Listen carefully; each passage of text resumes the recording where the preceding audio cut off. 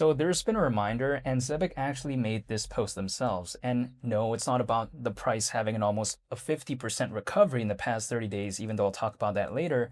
Their reminder has actually been about a pretty monumental achievement that they've achieved quite recently. Now, before I continue on any further, I first want to clarify nothing I say is financial advice. I'm not telling anyone to do anything. This is purely my perspective. But did you know that Zebec again recently made a post reminding people how they are a participating member in the NACHA Payments Innovation Alliance? Why does this matter? Because I've taken, I guess, the liberty to do some research when it comes to this, and I've seen some statistics. Now, what is this, right? If we take a look at NACHA, which again is spelled NACHA, they are the nonprofit organization that runs the ACH network. Now, this is very massive because if anyone's familiar, actually, it's this US system behind direct deposits, payroll, bill payments, etc. And actually in 2025 alone, ACH processed 35.2 billion payments approximately. That was worth around $93 trillion. Not 93 million, not 93 billion. That's trillion with a T. But even besides that point, if we take a look at it, why is this especially impressive when it comes to the case of Zebec? It's because, again, they're one of the few Web3 companies out there that is actually a participating member. That's pretty impressive because if we take a look at, let's say, other members when it comes to the NACHA, or should I say NACHA Payments Innovation Alliance, we'll see the likes of Wells Fargo, JP Morgan, there's a lot, right? But I'm just saying. And also coincidentally, something that's kind of within this space that's also a member, we take a look at Circle. That's actually a backer when it comes to Zebec. And of course, Circle, the creator of USDC. But yeah, besides that point though, when I take a look at that right there, that's a pretty impressive list. And when I take a look at also in the case of Zebec, that showcases, I think, the fundamentals, because it's not like they became a participating member with some random thing that we've never heard of. That's not the case. If, let's say, Zebec wants to have future partnerships later on down the line, enterprises out there, businesses, they usually care about stuff like this in some cases. So that could give, I think, Zebec more of a kind of talking point, right? It could give it more of a, I guess, advantage in a sense where, they can point to and say, hey, we've accomplished this. So I think that does matter, arguably. But also on top of that, we take a look at Zebec as of late, almost a 50% recovery, again, like I mentioned earlier in the video, in the past 30 days. That's pretty impressive if you ask me. I mean, arguably the market hasn't been doing the best despite the slight recovery, but still, Zebec doing that, that's pretty impressive. Now, what do I think is kind of the major driving factor as to what I've seen lately when it comes to Zebec doing what it did in terms of the price charts? Well, I think it's because of the much hypothetically anticipated idea of what could very well be a Ripple partnership. I think that right there is kind of the major driving force so far, because the Stellar partnership, we've seen what that did when it comes to Zebec. Arguably, from what I can observe, the amount of holders increased by quite a significant amount, not like too many, but it was quite significant, from around 96,000 to, as of right now, over 100,000. I think the Stellar partnership, or the announcement of that, had a very massive role. Now, we already know that XRPL is one of the supported chains when it comes to Zebec. They've already mentioned that in the past. So it's not like we've seen Zebec do nothing in regard to that, right? I mean, we've seen kind of, I guess in a sense, Zebec talk about Ripple before. But what we haven't seen is a full-on official partnership. That's what we haven't seen. That's the thing. So when people like to say, hey, you know what? They've already done something in the past in regard to that. Like, let's take a look at, for instance, them saying not too long ago how XRPL is one of the supported chains. Yes, that's true. But we haven't seen an actual full-on partnership when it comes to Ripple. That's the thing. So I think that's what a lot of people as of right now are kind of maybe taking a look at Zebec for. It doesn't mean they will for sure, but there has been a lot of clues, in which case April 30th is the date that a lot of people are looking at. The reason why is because at that day, what's going to happen is that there's going to be a moment in time in which Simon, the CEO of Zebec, is going to be speaking right after Brad Garlinghouse at XRP Las Vegas, which allegedly is the largest conference of its kind in the world.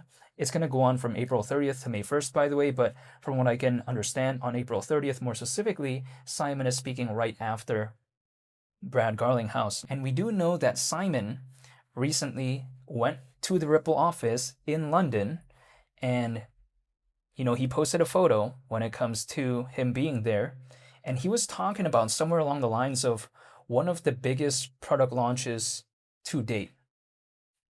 And again, he's planning for also a quote-unquote major announcement that he says he's going to be announcing at XRP Las Vegas. So if we put the pieces of the puzzle in place, we're beginning to kind of see a puzzle form to its almost, I guess, full completion, right? We've already seen when it comes to Zebec in the past, in the roadmap, they put a picture of Stellar, and also we take a look at the XRP logo, and then not too long after that, we saw a Stellar partnership. And for quite a while, that sort of Easter egg got a lot of people curious because they're like, okay, they already did something when it comes to Stellar. What happens in the case of Ripple?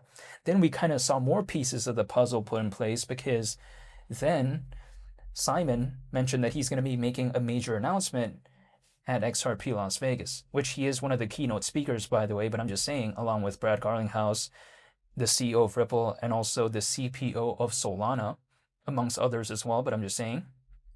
So then that was like the second clue, right? Now the third clue was, of course, Simon going to the Ripple office in London. Now that's kind of a big one.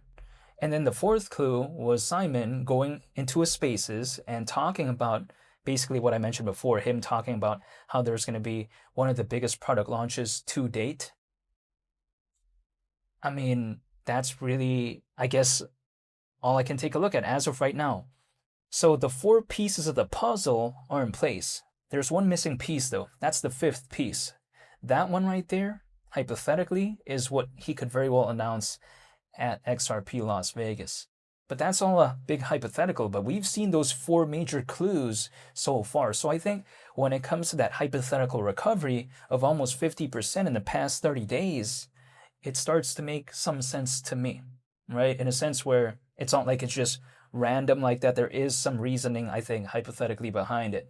Now, when people like to say, yeah, but when is Zebec really ever going to return back to where it once was last year at around a 540 million market cap? The thing is, Zebec's not too far off that. I mean, it's around 200 million off that, but I'm just saying, it's not like it's so far off that. But even besides that, if the market sentiment, let's just take this into consideration, if it returned back to where it once was last year, with all the fundamentals that we're seeing as of right now when it comes to Zebec, one could only imagine what it would do, because it was able to reach around a 540 million market cap last year.